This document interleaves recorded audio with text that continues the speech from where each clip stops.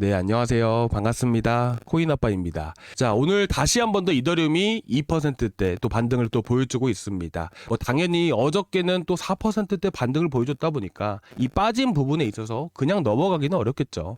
사실 보시게 되시면 어젯밤에도 이 셧다운에 대한 기대감 때문에 강하게 상승을 보여줬던 것은 사실입니다. 하지만 문제는 뭐였냐면 이 셧다운이 너무나도 길었다 보니까 이에 대한 부작용들, 고용 문제, 이런 물가뿐만 아니라 전체적인 데이터에 대한 불확실성 때문에 이런 경제 충격이 불가피하다는 얘기가 들려오게 되었습니다. 그렇다 보니까 어떻게 돼요? 지금 미국 증시 같은 경우, 나스닥 같은 경우도 보시다시피 거의 지지부진한 흐름들이 나오게 되면서 횡보하는 흐름들이 나와줬잖아요. 오히려 셧다운에 대한 기대감에 더해서 이제 전체적인 경제 데이터들이 무난하게 나올 것이다 라는 이런 부분들이 반영이 되었었더라면 오히려 더 강세를 보이게 되고 이더리움도 더 크게 올라갈 수가 있었겠죠. 하지만 제가 아까 말씀드렸다시피 경제 충격이 불가피한 만큼 앞으로 나올 경제 데이터에 대한 부분들이 불확실성으로 엮여져 있는 부분들이다 보니까 지지부진한 횡보 흐름이 나오게 되면서 이더리움의 상승분이 모두 반납될 수밖에 없었다라고 생각을 합니다.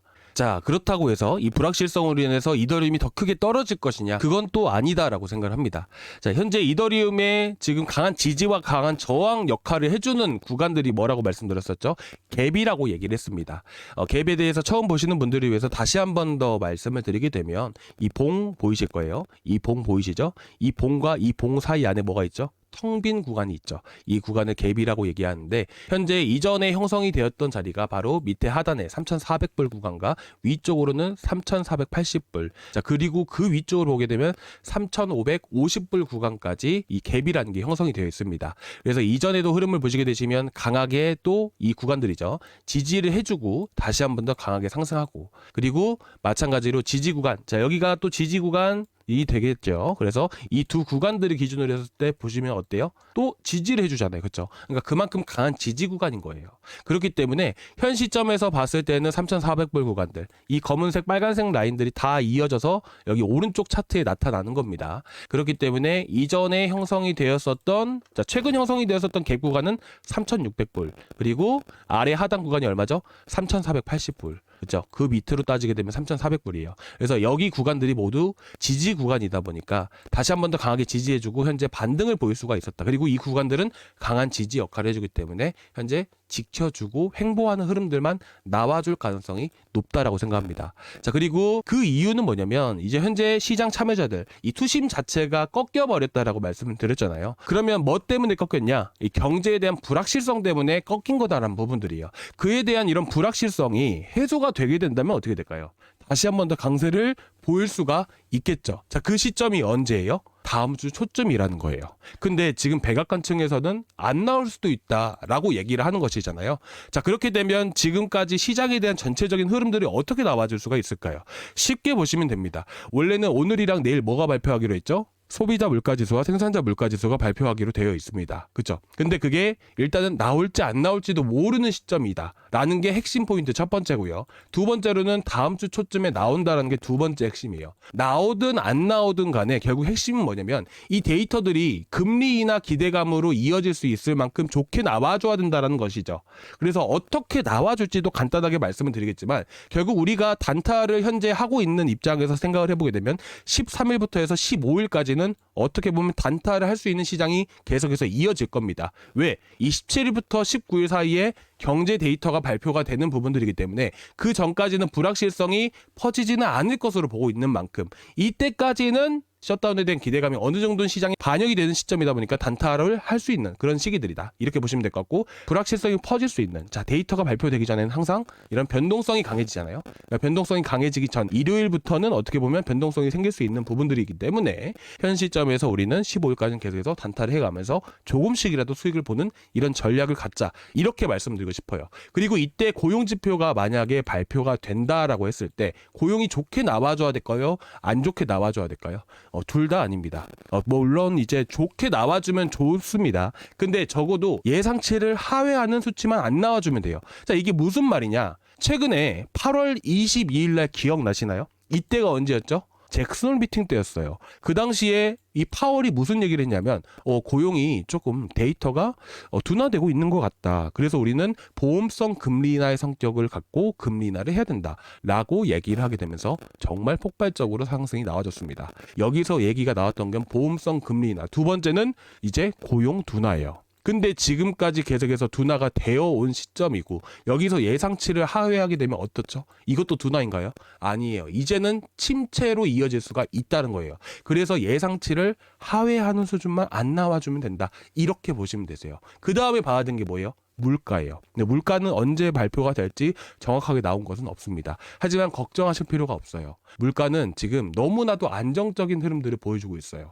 가장 중요한 것들, 금리 인하의 가장 결정적인 지표가 뭘까요? 바로 PCE예요. 근데 코어 PCE는 2.788, PCE 인플레이션은 2.864%예요. 이 정도면 정말 안전하게 나온 거란 말이에요. 그래서 고용 자체가 너무나도 침체되지만 않는다면 이때 발표 이후에 다시 한 번 더 시장이 강하게 반등을 보여줄 수 있다. 언제? 다음 주 후반 정도에.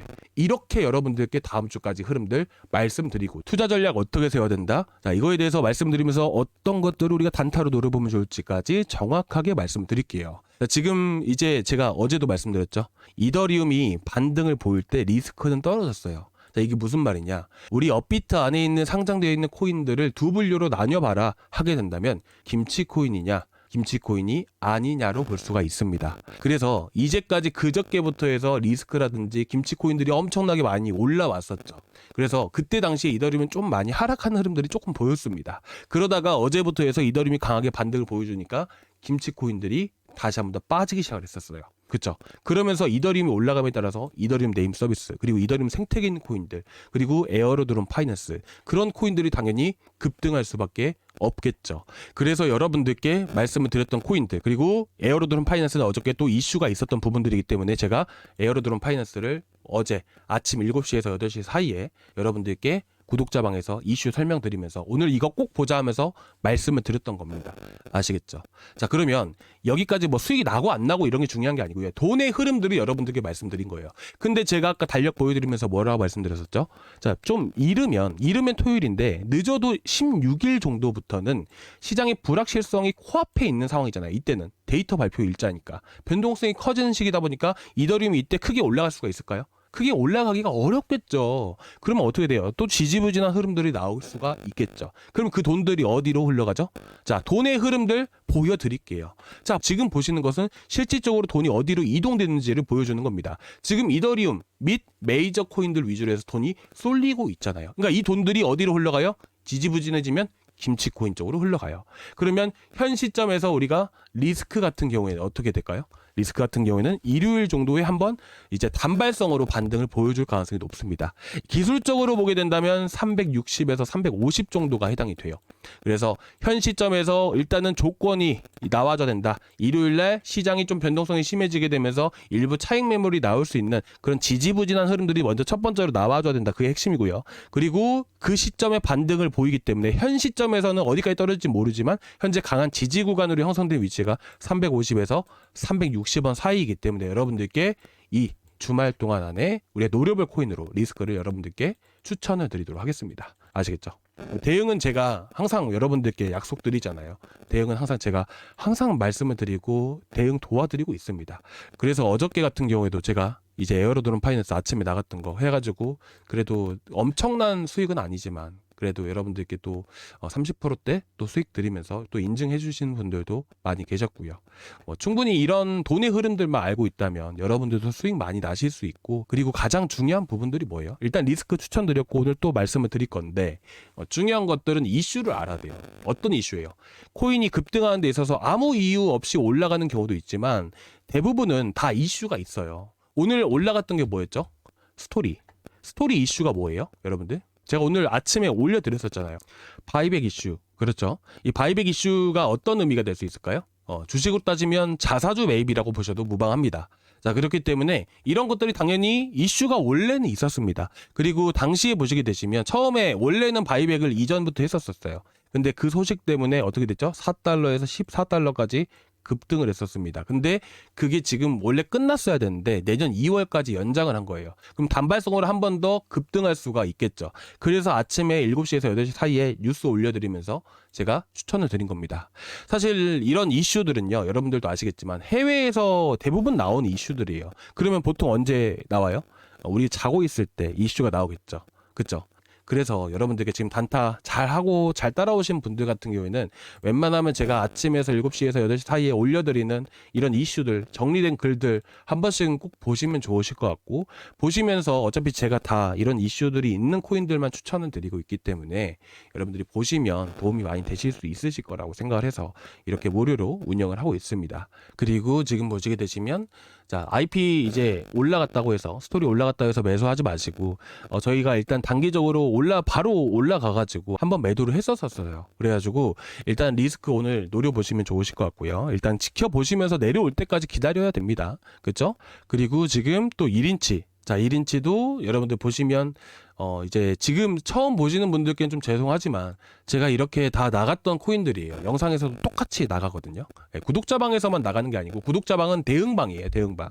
대응방이라고 보시면 될 것 같아요.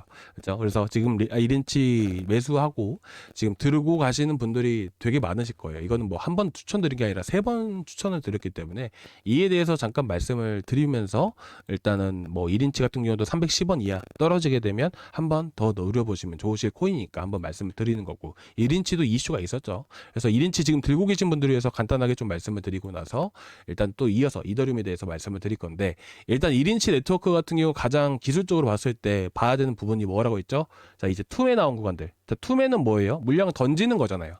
던진다는 거는 매도세가 나온다는 거예요. 그렇다 보니까 위쪽에는 어떻게 보면 거래가 계속해서 실렸던 부분들이기 때문에 이 투매가 나왔던 구간들의 기준으로 했을 때 360에서 370원 그 사이를 기준으로 했을 때 이 1번과 2번 구간으로 나뉘어보게 된다면 상대적으로 봤을 때 1번 구간이 매물이 많이 포진되어 있는 위치들이에요. 그렇다 보니까 2번 구간들은 매물이 거의 없는 위치다 보니까 강하게 상승세가 나와줄 수가 있어요. 그래서 현재 시점에서 또 이슈가 있다 보니까 지금 다른 코인들은 다 흘러내리고 있는 과정 안에서 1인치는 그래도 잘 버텨주고 있는 거잖아요. 그렇죠? 그렇기 때문에 360에서 370 사이들 이렇게 목표가를 보시면 되십니다. 지금까지는 저희가 지금 보시면 몇 번을 매매를 했나요? 자, 처음에 드렸을 때가 이때 지금 여러 번 나갔었잖아요. 그래서 제가 이때 당시에는 이더리움이 더 크게 올라갈 가능성이 떨어졌다. 셧다운이 언제 끝날지 모르기 때문이다. 라고 말씀드렸잖아요. 그래서 단타로 계속 8, 9%씩 먹고 나왔었잖아요. 지금부터는 더 이상 떨어질 가능성은 적다라고 생각을 하고 있기 때문에 계속해서 보유해 나가시고, 말씀드린 구간들 도달하게 된다면 제가 구독자방에서 바로바로 또 말씀을 드릴 거니까 꼭 참고해서 보셨으면 좋겠습니다. 자, 그럼 여기까지 준비해서 다시 한 번 더 말씀드리면, 일단 15일까지는 단타가 가능한 시기다. 그래서 이번 주 내내 저번 주부터 해서 단타를 계속해서 해왔었고, 그리고 이제 16일, 자, 16일은 뭐죠? 이제 17일부터 해서 19일까지 데이터가 나올 수도 있고 안 나올 수도 있잖아요. 나올 수 있고 안 나올 수 있는 것 자체가 불확실성이에요. 불확실성이기 때문에 16일부터 해서 시장의 변동성이 강해질 수가 있다. 자, 그렇게 되면 이전까지 김치코인에서 메이저로 쏠렸던 자금들이 다시 한 번 더 김치로 움직이게 되면서 리스크가 다시 한 번 더 반등을 보여줄 수 있다. 그렇게 되면 우리는 리스크를 어디서 노리면 되냐? 350에서 360원 사이들 아시겠죠? 그리고 현재 1인치 들고 계신 분들 같은 경우에는 그러면 대략 360에서 370, 뭐 350이 될 수도 있는 부분들이고, 이것들은 그날 시장의 흐름에 따라서 결정되는 부분들이기 때문에 제가 고정 댓글란에 대응은 제가 구독자방에서 해드리고 있는데, 혹여나 아직까지 저희 구독자방 안 들어와 계신 분들 계시면 고정 댓글란에 링크 클릭을 하고 들어오시면 되십니다.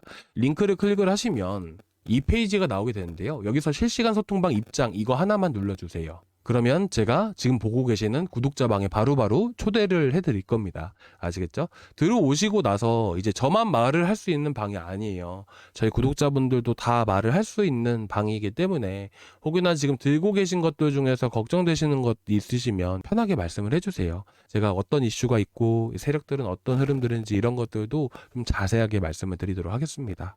그리고 저희 구독자분들도 많이 들어와 계시는데, 이제 저희 목표는 결국 하나잖아요. 이더리움 급등하고 다른 코인들도 또 급등해서 수익 많이 보는 거.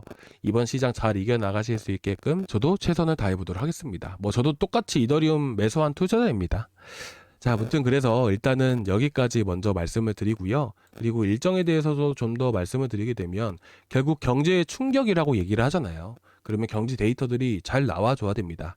근데 일단 고용에 대한 부분들은 저도 사실은 아직까지 나온 데이터들이 없다 보니까 쌓인 데이터들이 없다 보니까 제가 어떻게 예상을 하기는 어려워요. 근데 전체적으로 이제 민간 기업에서 나왔던 것들만 보게 된다면 고용 자체가 조금 안 좋게 나와줄 수 있겠구나라고 생각이 들긴 하더라고요. 근데 고용 문제만 좀 해결이 되게 된다면 물가 측면에서는 큰 문제가 되지는 않을 것 같아요. 그러면 12월 금리 인하 확률이 현재 50%되다 보니까 7, 80%까지 올라가게 되면 이더리움은 다시 한 번 더 강세를 보일 수 있다라고 생각을 합니다.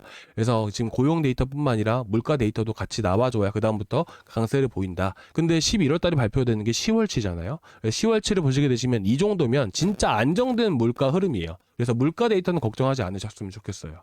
그러면 이제 11월 뭐 다음 주 이제 말 정도부터 해서 데이터가 잘 나와줬을 때 이때부터는 한 2주간 계속해서 강세를 보이는 흐름들이 나와줄 수 있다. 요렇게 여러분들이 보시면 될 것 같습니다. 그 전까지 단타해 가면서 우리 좀 수익도 챙겨 넣고 그런 방향으로 해서 제가 잘 운영을 해 보도록 하겠습니다.